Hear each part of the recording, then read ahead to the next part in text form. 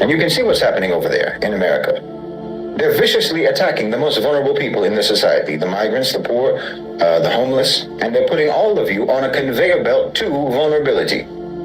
Over 700 people were shot and killed by the police just this year. Call that what it is, extrajudicial killings by the security forces in America. Over 700 in just the last 8 months. You're expendable. And whoever isn't expendable yet is being pushed into being expendable. That's the way that the system is working. That's not a light at the end of the tunnel, that's a meat grinder.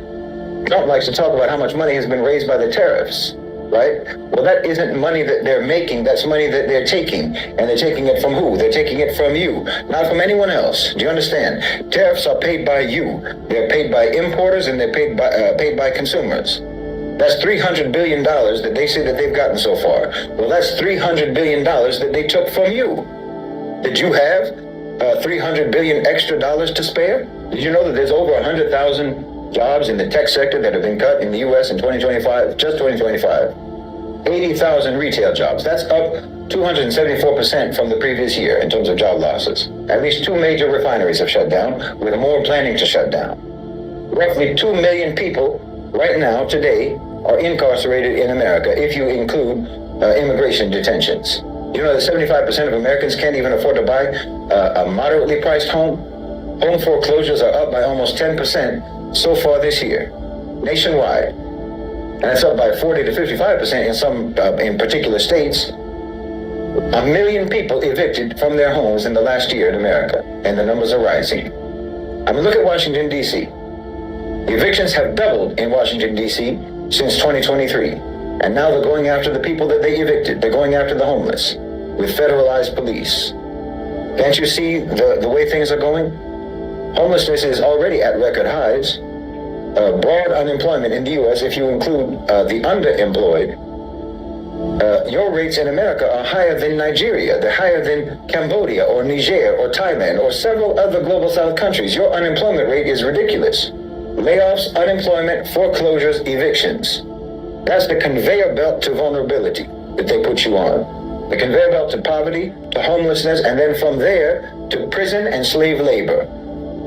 Now, you can't tell me that this isn't just like a colonized country. This isn't just like an occupied country. You know that 60% of all the land in your country is privately held by wealthy individuals and corporations? 60%. Do you even know who they are? Most of them, you haven't even heard of these people. But they own 60% of the acreage in your country. You know that the average employee in America, the average employee, takes home roughly $10,000 to $20,000 less per year than what they actually earn because of taxes, because of those taxes being taken out.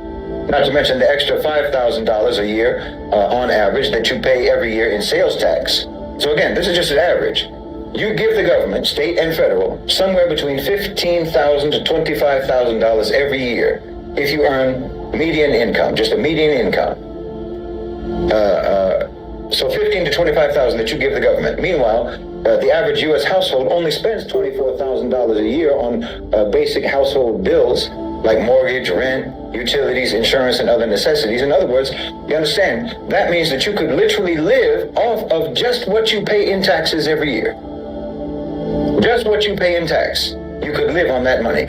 And did you know that roughly half of BlackRock's capital, you know BlackRock, the largest asset management company in the world, they own everything. Did you know that roughly half of all of their capital comes from pension funds? That's your money. That's your retirement money. Larry Fink, the owner and the CEO of BlackRock, he gets to own everything by using your money. And if BlackRock makes spectacular profits on their investments, your retirement money stays the same. You're an investor with no dividends. They're using your money to invest, but you got no dividends. You have no vote. You don't get any. You don't get to be on any boards of directors. You don't have the controlling shares in any company that BlackRock owns or that BlackRock controls. BlackRock controls it. They have the dividends. They have the profits. They have the controlling vote. You don't. They have the controlling shares. You don't. They have the vote. You don't. But they're doing it with your money. And what do you think happens if Larry Fink makes a bad investment with your money? Well, BlackRock gets bailed out, but you get kicked out.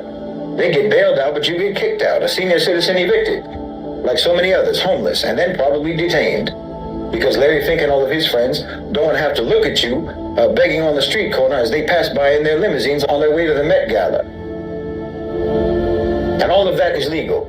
I'm telling you, you are in an occupied country. Corporate colonization, neoliberal subjugation, feudalism. It's feudalism. And they've got their eyes on you no matter where you go, no matter what you're doing, no matter where you are. They have all your information, don't they? They have all your data, all their mass surveillance, their big data, their analytics.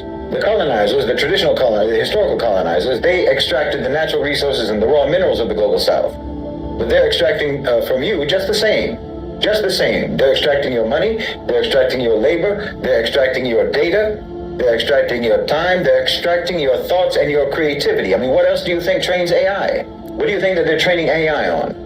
It's getting trained on everything that you ever said online, everything that you ever said on the internet, everything that you ever wrote, and everything that you're saying right now to ChatGPT or Claude or Gemini or what have you.